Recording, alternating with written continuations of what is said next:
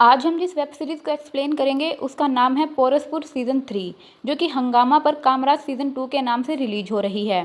पिछले सीज़न में हमने देखा कि राज ज्योतिष अष्टक की भविष्यवाणी के अनुसार चंद्रिका का विवाह अपने ही पिता से होता है और वह उसे मारकर राजगद्दी पर बैठती है और चंद्रिका की मां स्नेहलता चंद्रिका को प्रोटेक्ट करने का डिसाइड करती है, क्योंकि अभी भी महल में काफ़ी लोगों की नज़र राजगद्दी पर थी।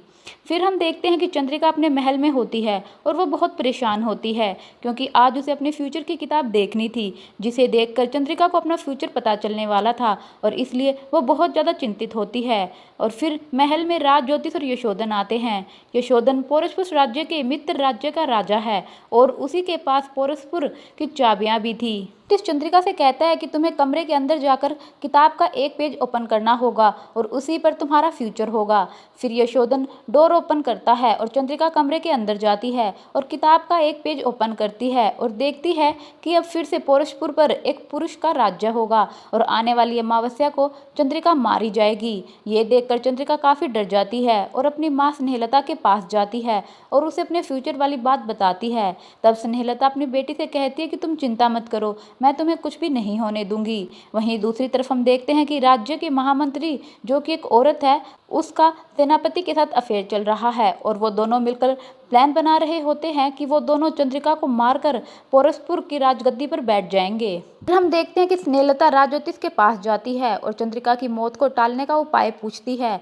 तब ज्योतिष उसे बताते हैं कि अगर चंद्रिका की शादी इस अमावस्या से पहले हो जाए तो उसकी मौत टल सकती है, लेकिन चंद्रिका की शादी ऐसे लड़के से होनी चाहिए जिसकी कुंडली में शनि का वास हो। तब स्नेहलता राज ज्योतिष को ऐसा लड़का ढूंढने के लिए बोलती है। तब राज ज्योतिष कहता है कि मैंने यशोधन की कुंडली देखी है, उसके नक्षत्रों के अनुसार उसकी कुंडली में शनि का दोष है। फिर स्नेहलता अपने सैनिकों से कहकर यशोधन को बंदी बनाकर लाने के लिए कहती है। यशोधन को दरबार में पेश किया जाता है। स्नेहलता यशोधन से कहती है कि तुम्हें चंद्रिका से विवाह करना होगा, क्योंकि यशोधन पहले से ही चंद्रिका को पसंद करता था, इसलिए वो तुरंत ही शादी के लिए मान जाता है। फिर हम देखते हैं कि सेनापति एक दासी के साथ रोमांस कर रहा होता है। तभी वहाँ पर महामंत्री आ जाती है और सेनापति से कहती है कि वो अपने काम पर ध्यान दे। फिर अगले दिन हम देखते हैं कि सैनिक उस दासी को मार देते हैं, क्योंकि दासी ने यशोधन पर हमला किया था। सेनापति ये देखकर काफ़ी परेशान हो जाता है, क्योंकि वो दासी के साथ रिलेशनशिप में था और वो भी फंस सकता था।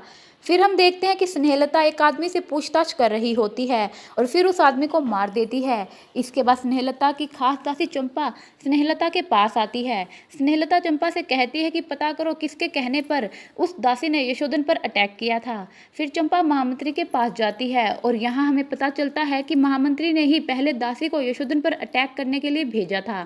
फिर चंपा और महामंत्री दोनों रोमांस करने लगते हैं और चंपा महामंत्री को मार देती है, क्योंकि चंपा और सेनापति मिले हुए थे और चंपा सेनापति से प्यार करती है। फिर चंपा ये बताने के लिए कि उसने महामंत्री को मार दिया है, सेनापति के पास जाती है, लेकिन सेनापति चंपा को भी मार देता है ताकि किसी को भी पता ना चले कि किसके कहने पर महामंत्री को मारा गया है और सेनापति अकेले ही पोरसपुर पर राज कर सके। फिर हम देखते हैं कि चंद्रिका की शादी का दिन आ जाता है और चंद्रिका अपने कमरे में तैयार होकर बैठ जाती है। तभी वहां पर एक नकाब पहना हुआ आदमी चंद्रिका पर हमला करता है, लेकिन यहाँ चंद्रिका की जगह घूंघट में स्नेहलता बैठी होती है और वो उस नकाब पहने आदमी से फाइट करती है और उसका नकाब हटा देती है। स्नेहलता देखती है कि वो आदमी कोई और नहीं बल्कि सेनापति है, जो चंद्रिका को मारने आया था। स्नेहलता सेनापति को मार देती है और फिर हम देखते हैं कि चंद्रिका तैयार होकर मंडप में आती है और तभी वहाँ पर स्नेहलता भी आ जाती है। स्नेहलता चंद्रिका को अपने गले से लगाती है और फिर उसे पेट में चाकू मार देती है, जिससे चंद्रिका की मौत हो जाती है। यहाँ पर खड़े सभी लोग ये देखकर शॉक्ड हो जाते हैं। फिर स्नेहलता यशोधन से कहती है कि तुम मुझसे शादी कर लो। यशोधन ये सुनकर काफ़ी शॉक्ड हो जाता है और स्नेहलता से कहता है कि तुम कैसी माँ हो जो तुमने अपनी ही बेटी को मार दिया। तब स्नेहलता यशोधन को बताती है कि ये सब उसने चंद्रिका के कहने पर किया है।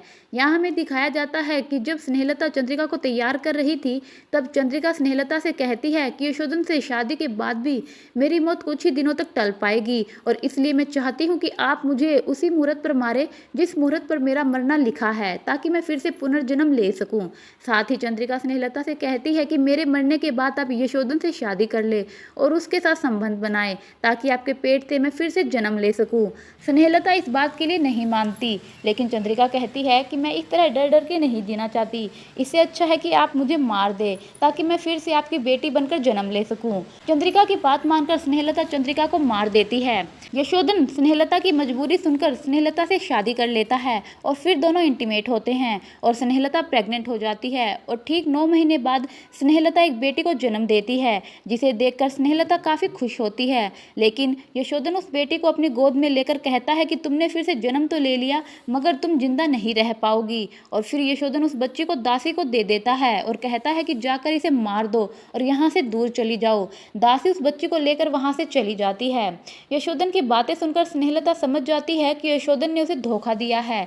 स्नेहलता यशोधन से कहती है कि वो उसकी बेटी को छोड़ दे, लेकिन यशोधन स्नेहलता से कहता है कि मैं तो तुम्हें पहले ही मार देना चाहता था, लेकिन मेरे पास लोगों को बताने के लिए रीज़न नहीं था कि तुम्हारी मौत कैसे हुई। लेकिन मैं सबसे अब कह सकता हूँ कि डिलीवरी के वक्त तुम्हारी मौत हो गई और तुमने जिस बच्चे को जन्म दिया था वो भी मरा हुआ था।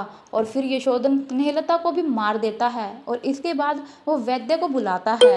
वैद्य स्नेहलता को चेक करता है और बताता है कि रानी स्नेहलता मर चुकी है, लेकिन उनके पेट में एक और बच्चा है जो कि अभी जिंदा है। ये सुनकर यशोधन शॉक्ड हो जाता है। वैद्य स्नेहलता का पेट चीरकर उस बच्चे को निकाल लेता है और उसे यशोधन को दे देता है। यशोधन उसे भी मारना चाहता है, लेकिन राज ज्योतिष यशोधन को ऐसा करने से मना करता है और कहता है कि ये बच्ची जिस नक्षत्र में पैदा हुई है, अगर तुम इस बच्ची को मार दोगी तो तुम पर भारी संकट आएगा। इस बच्चे के 21 साल के होने तक तुम्हें इसे जिंदा रखना होगा। साथ ही जो बच्ची माँ के मरने के बाद पैदा होती है वो बिल्कुल माँ जैसी ही होती है। तब यशोधन उस बच्ची को पालने के लिए राज ज्योतिष को दे देता है। फिर 21 साल बीत जाते हैं और 21 सालों तक पोरशपुर पर यशोधन राज करता है। फिर हम एक लड़की को देखते हैं जो कि बिल्कुल स्नेहलता की तरह ही दिख रही होती है और इस लड़की का नाम भूमिका है। और यहाँ पर हम देखते हैं कि वही बच्ची होती है जिसे यशोधन ने राज ज्योतिष को पालने के लिए दिया था और राज ज्योतिष ने इस बच्ची को विषकन्या बनाया है और इसे बचपन से ही यही सिखाया गया है कि इसे हर हाल में यशोधन और पोरशपुर के लिए वफादार रहना है और उसकी रक्षा करनी है। इसलिए भूमिका यशोधन के लिए कुछ भी करने के लिए तैयार थी। इसके बाद हम राजा यशोधन को देखते हैं जो कि पड़ोसी राज्य के राजा की रानी को अपने साथ लेकर आ जाता है, जिसका नाम प्रियदर्शनी होता है। यशोधन प्रियदर्शनी को अपने साथ शादी करने के लिए मजबूर करता है, लेकिन प्रियदर्शनी शादी के लिए मना कर देती है क्योंकि उसे यकीन था कि उसका पति आदित्यनाथ उसे छुड़ाने के लिए जरूर आएगा। वहीं दूसरी तरफ हम राजा आदित्यनाथ को देखते हैं जो कि अपनी पत्नी प्रियदर्शनी के लिए काफ़ी परेशान होता है और डिसाइड करता है कि वह पोरसपुर जाकर अपनी पत्नी को लेकर आएगा। और तभी वहां राजा आदित्यनाथ की दासी सहिती आ जाती है और वो राजा को पोरसपुर जाने के लिए रोकती है। और यहाँ हम देखते हैं कि सहिती बिल्कुल चंद्रिका की तरह ही दिख रही थी और यहीं हमें पता चलता है कि सहिती और कोई नहीं बल्कि रानी स्नेहलता की वही बेटी है जिसे यशोधन ने दाई को मारने के लिए दिया था, लेकिन दाई ने उसे नहीं मारा था और वो सहिती को लेकर दूसरे राज्य आ गई थी। सहिती को बचपन से ही पोरसपुर से डर लगता था क्योंकि उसे पोरसपुर के विजन आते थे, लेकिन उसे अपनी पिछली जिंदगी के बारे में अभी भी कुछ याद नहीं होता। और साथ ही सहिती राजा आदित्यनाथ से प्यार करती है और इसलिए सहिती राजा आदित्यनाथ को पोरसपुर जाने से रोकती है, लेकिन राजा आदित्यनाथ सहिती की बात नहीं मानता और पोरसपुर आ जाता है।